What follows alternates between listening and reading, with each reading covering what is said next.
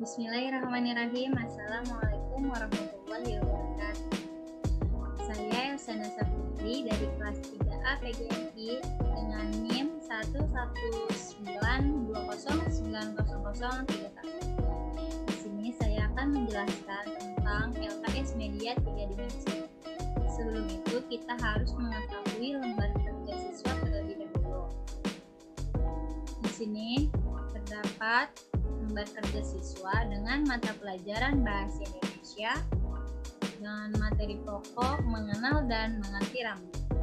Kelas 3 semester 6 dengan kompetensi dasar mengidentifikasi lambang atau simbol rambu lalu lintas, pramuka, dan lambang negara beserta artinya dalam teks lisan, tulis, visual, dan eksplorasi lingkungan.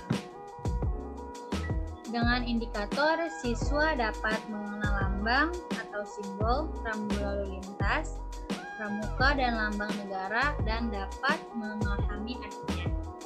Sebelum lebih dalam mengenai isinya, kita harus memiliki 5M.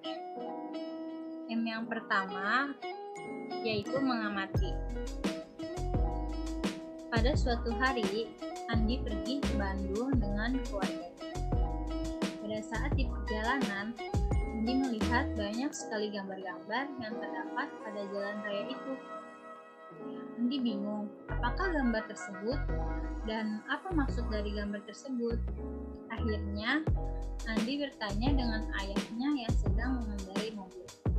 Andi bertanya, "Ayah, mengapa ada gambar-gambar seperti itu di jalan?" Ayah menjawab, "Itu gambar agar kita dapat mengetahui aturan-aturan yang ada di jalan raya." Andi pun bertanya kembali, "Lalu, gambar apakah itu dan apa maksud dari gambar tersebut?" Ayah menjawab, "Itu adalah gambar perintah yang artinya kita diperbolehkan untuk parkir di area itu." Kemudian Andi bertanya kembali, "Lalu bagaimana dengan gambar itu ya?" Ayah menjawab, "Kalau itu artinya kita wajib mengikuti arah ke kanan." Kemudian Andi menjawab, "Oh, seperti itu ya. Terima kasih Ayah telah memberitahu Andi." Kata Ayah, "Iya Andi, sama-sama." Setelah itu, tidak ada percakapan apapun di antara Andi dan Ayah. Karena di perjalanan Andi tertidur dan Ayah pun sibuk bekerja.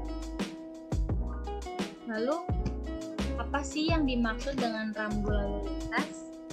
Rambu lalu lintas adalah bagian dari perlengkapan jalan yang memuat lambang, huruf, angka, kalimat, dan perpaduan di antaranya, yang digunakan untuk memberikan peringatan, larangan, perintah, dan petunjuk bagi pemakai jalan.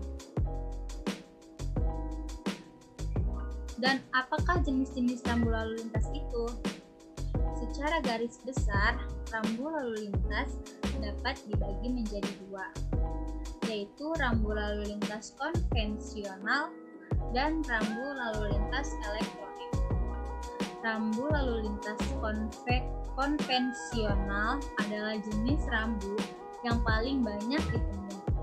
Terdiri dari daun rambu yang dapat memantulkan cahaya atau retno-refleksi dan tiang bambu. Sedangkan rambu lalu lintas elektronik adalah rambu lalu lintas yang melalui informasi dan dapat dirubah-rubah atau diatur secara elektronik.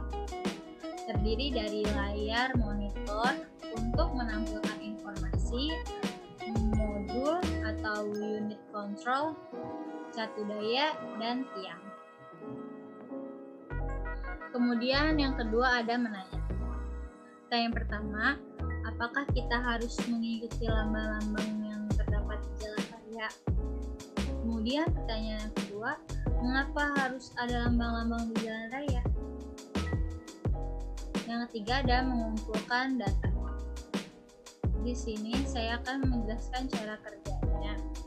Yang pertama, siapkan media yang telah disediakan. Kemudian Kemudian tempelkan lambang-lambang pada busa. Yang ketiga, peserta didik diperintahkan agar menghafal nama lambang tersebut. Yang keempat, lalu acak nama dan arti dari lambang-lambang tersebut.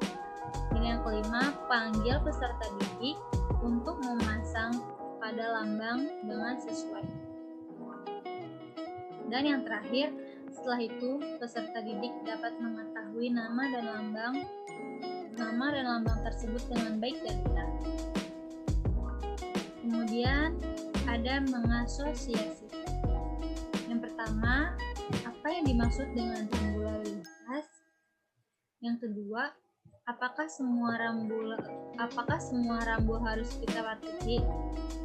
Yang ketiga, apa yang kita lakukan jika bertemu dengan rambu lalu lintas? Dan yang terakhir, apa fungsinya rambu lalu lintas? Kemudian yang terakhir ada mengomunikasikan. Presentasikan hasil kerja yang telah dilakukan dan pertanyaan-pertanyaan yang telah kalian jawab di depan kelas. Sekian dari saya. Terima kasih. Baik, di sini saya akan menjelaskan bagaimana mempelajari media 3 dimensi yang saya buat. Jadi, di sini siswa dapat menghafal nama dari rambu-rambu lalu lintas yang terdapat di sini. Kemudian nama tersebut diacak, dan setelah diacak, siswa dipanggil satu persatu untuk ditanyakan lambang dan arti dari nama lambang dan arti dari lambang tersebut. Dan setelah melakukan seperti itu, saya rasa siswa dapat memahami apa arti lambang tersebut dengan baik dan benar, dan dapat mengembangkan kreativitas siswa dalam pembelajaran bahasa Indonesia ini yang menggunakan media 3 dimensi. Baik, mungkin cukup sekian yang dapat saya sampaikan. Apabila ada kesalahan, mohon dimaafkan karena saya masih dalam tahap belajar. Billahi taufiq wal hidayah. Wassalamualaikum warahmatullahi wabarakatuh.